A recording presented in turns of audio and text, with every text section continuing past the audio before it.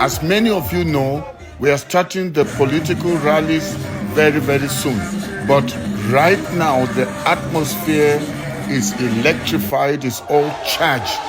The young people are all out on the street in the north, in the south, in the east, and in the west of Nigeria. They are sick and tired of the current state of affairs in the nation. And all they want to see is nothing but change. And this movement is an unstoppable movement. They call it the obedient movement and the useful movement.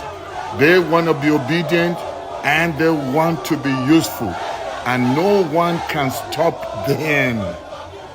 The hype is high. The atmosphere is charged. And that's why you see the young people all over the street in the north, in the south, in the east, and in the west of this nation, our dear motherland, Nigeria.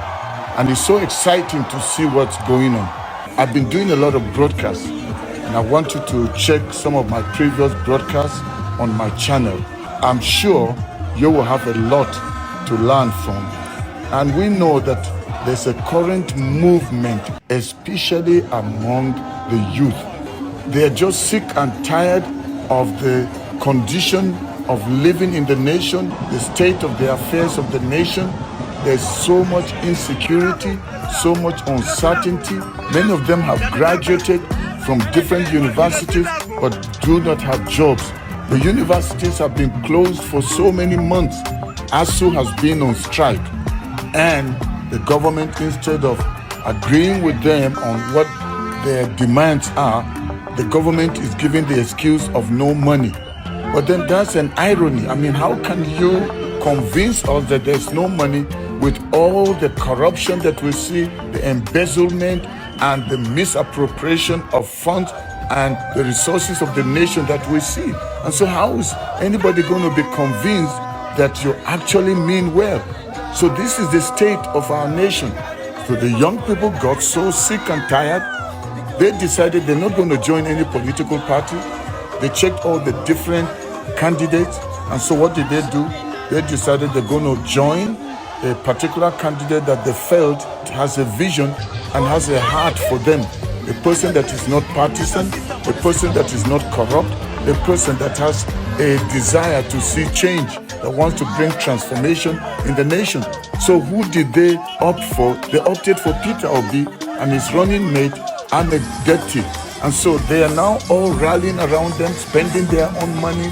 Almost every day or every weekend, you see them in different cities across the nation of Nigeria, and they are on the street beating drums, calling Obi's name, chanting slogans of freedom peacefully.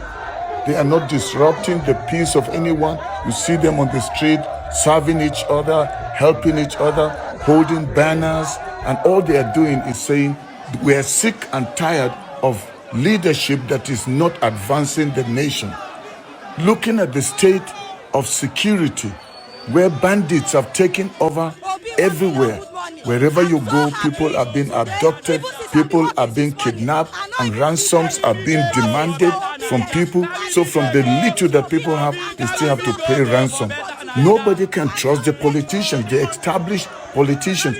They don't seem to trust the ruling party, APC.